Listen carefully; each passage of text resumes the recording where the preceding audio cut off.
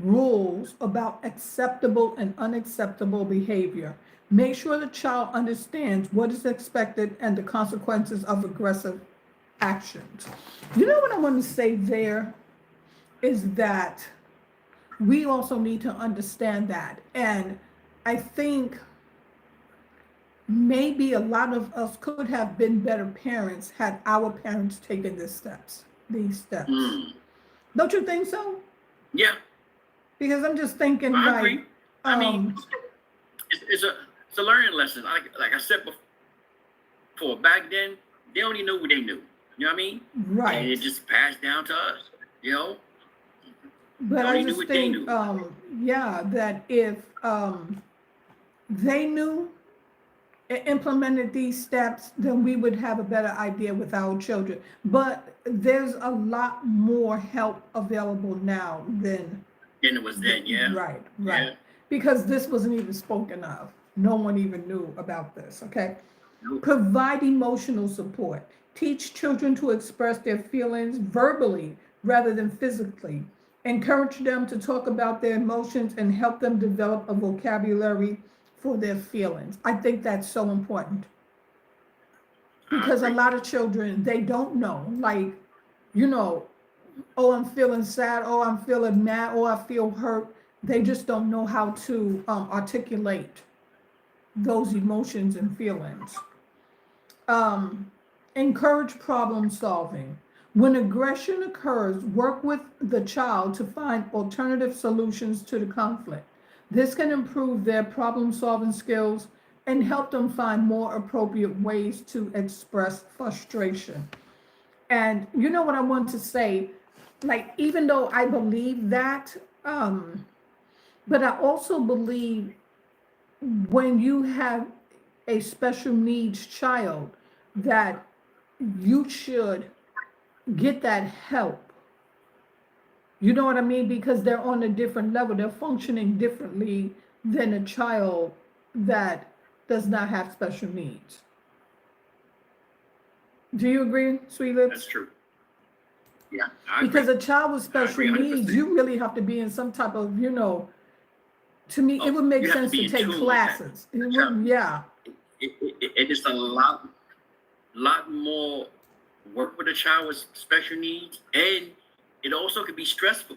So you as you would say, you need a village. You need help because it yeah, can be a stressful moment. A right, child with special needs. Not an easy exactly. thing at all. Exactly. And I'm seeing that. You know what I mean? Now I'm starting to see that dealing with Mhm. someone that has special needs. Um, Yeah, because because a it's lot of hard for times them to right, express themselves differently, and they totally don't differently. hear what another child without special needs. So, because I don't want to say what a normal, because what's normal? You know what I mean? So really, you have to watch the words that you use. Yeah, But yeah. they don't hear like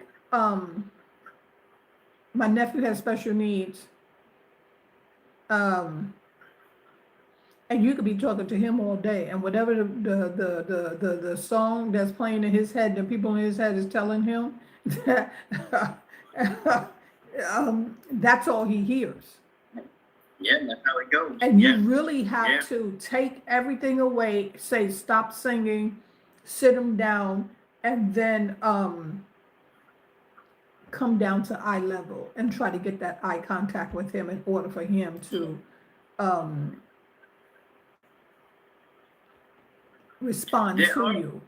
there are certain things that you can do. Because here's the thing: with someone, a child with special needs, the main thing to reach them is to pinpoint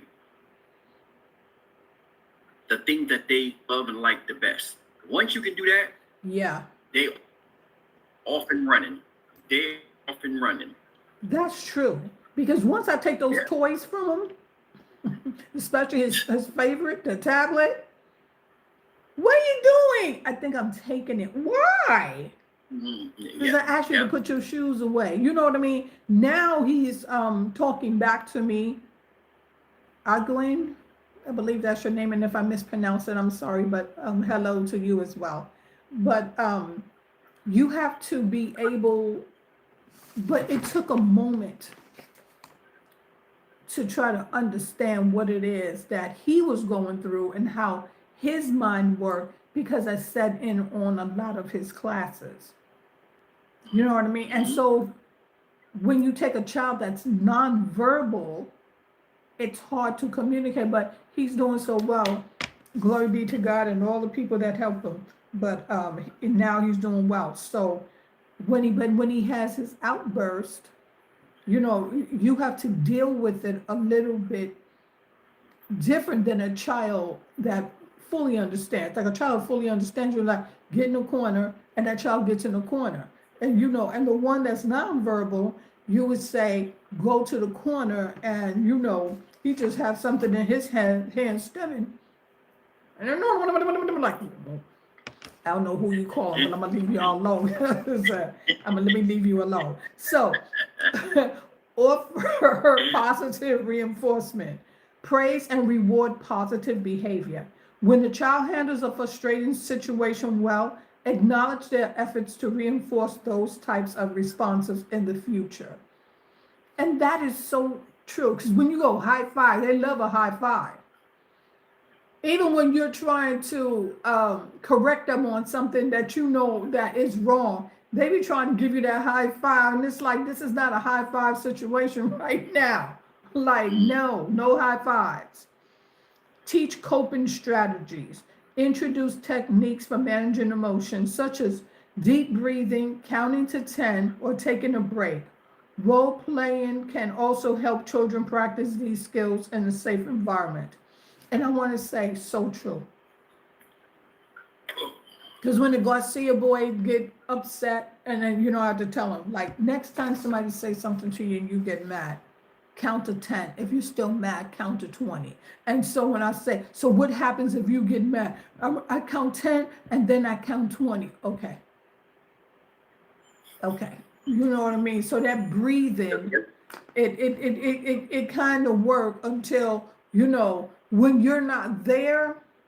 And for some reason, children tend to push teachers more because they know that there's nothing they can do to them. They tend to Yeah. push. So, Well, depend on the teacher. Depend on the teacher. true. Limit exposure to aggression. Monitoring the child's exposure to violent media, whether on television, video games, or in real life, as this can influence aggressive behavior. And you know what? I want to say that is so true. And a lot of this aggression comes from a child not being supervised when they're using the electronics. Because, you know, some of these children channels that I be looking at when my babies are here, and I just be thinking, did I just hear them cuss on this children's channel? And then when I take the tablet and look, it's a children's channel that these cuss words are coming from. Yep. So you still even have to, when you have to monitor them really, and then limit their usage of it. Mm-hmm. You know what I mean? Because a lot of times, like today, this day and time, the computer is becoming a babysitter. You know what I mean? The computer is the babysitter. These kids, It's the mother, it's the father. at a young age, know how to use a computer and laptop very well. Exactly. That's what I'm saying. It becomes the babysitter, and they depend on it. Like, they can look up stuff, and you want to know how they found it, and they look up something that you ain't never seen. You be like, well, how did you find that? And they just sitting there just watching it. Like Big Jerry has taught Tanner that if you hit the microphone, like now he takes his phone and he just hit the microphone and speak. He don't even need to type or anything else. And I think that's good, but then it's also bad as well, because they're never going to learn how to spell if they just keep talking into the microphone. You know what I mean? Google Google. Stop hindering people's education now. But like I said, it's a good thing if you're busy. It's a bad thing when you're teaching them how to spell and they can rely on that little microphone to just do a voice text on whatever it is that they are looking for. So, guys, look at here. Another thing that we are going to do, okay? We start implementing because when we say about these children, we are serious about it. And so every now and again, I am going to go to my book because I really did. And that's why you guys need to be sending them stars and coffee, okay? This ain't easy. But we tired of hearing, I don't know, I don't know, I don't know. You don't know, so I will know, okay? And we're going to go step by step until we just get it right. So I'm going to do an introduction and then we will be winding it up so that I can come back and go on to my lesson 2. Okay, so I'm using positive discipline A through Z. 1001 solutions to everyday parenting problems. See, we didn't believe in books back in our day. You wouldn't tell our parents go get a book, huh? It better be a book that you use it for your homework. But you trying to tell me like I don't know you. But this is part of the village. Let me tell you something. You guys, when it's all said and done, you will thank Auntie Sledge and Uncle Sweet Lips. You guys will thank us. Now, what parent hasn't wondered what to do when their child has a temper tantrum in the grocery store, or wouldn't eat dinner, or bites another child, or wouldn't go to bed at night, or refuses to get out of the bed in the morning? What parent wouldn't love to have non-punitive solutions that work much better than punishments to help children learn self-discipline, cooperation, responsibility, and problem-solving skills? Now, here's a book that will address such about every parenting problem you can imagine for children of all ages in alphabetical order, so your particular concerns should be found easily. So, with that being said, we will use this book to go from positive discipline. We are going to cover, I'm telling you guys, it covers everything. And this is why we say, feel free to join us, call in, leave messages, because we will learn from be kind and firm, decide what you will do, and then do it. Act, don't talk. Use follow through. Replace punishment with information and opportunities to learn from mistakes. Improve your communication skills. Create responsible expectations for yourself. Because we keep forgetting that we are the ones that our children are relying on. That it just does not fall on the teachers at the schoolhouse. It first starts at home. So, whole family meetings, offer limited choices, set limits. So these are the things that we will be talking about in the weeks to come. Because I just thought, you know what? Let's just get something that is written by a professional. And then we will begin to share it with you. And we will do like one part. Like tomorrow, we start with what is positive discipline. And so that's the first chapter. We will start there, and then the next day we will read another chapter. We will read a little. We're not going to just speed through here like, yup, no. We're going to go really paragraph by paragraph, and we will stop. We will have a conversation about that topic that we are on. And so that is what you guys have to look forward to, okay? So this here live was really more about introducing our next steps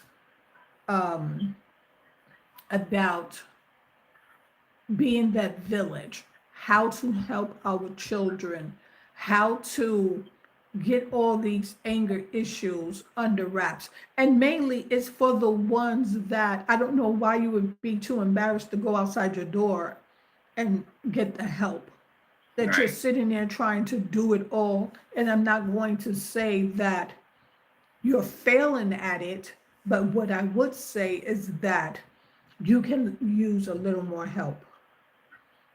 Because we used to say that parenting does not come with a handbook, and now we do know that parenting comes with a handbook. Sometimes we open that book a little late, but nevertheless, we are going to give you a couple of pointers that you can use, and that way you can recognize when your child is needing help and then getting that child the help that they truly deserve, so that each and every time we open up our phones or turn on our TVs, we don't have to hear about, a 13, 14, 15-year old, you know what I mean, assaulting someone 91. We don't have to Mhm. worry about, all the telltale signs that you miss, that now your children is up in the school with assault weapons, assaulting everyone up in the school.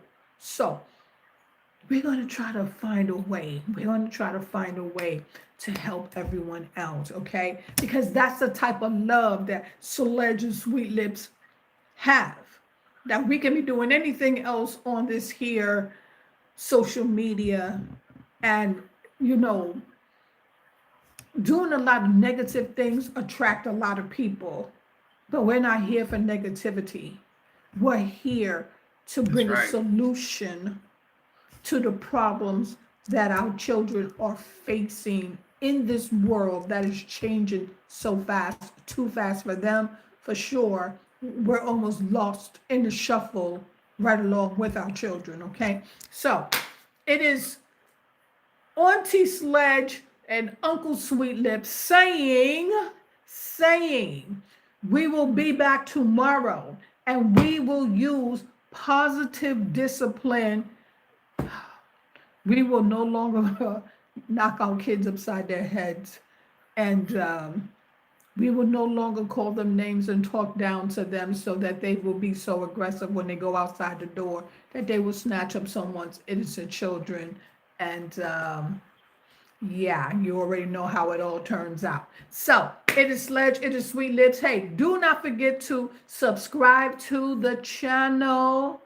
Put some love and like on the video, and on YouTube, right up there, straight above my name. You can do coffees or you can do super things.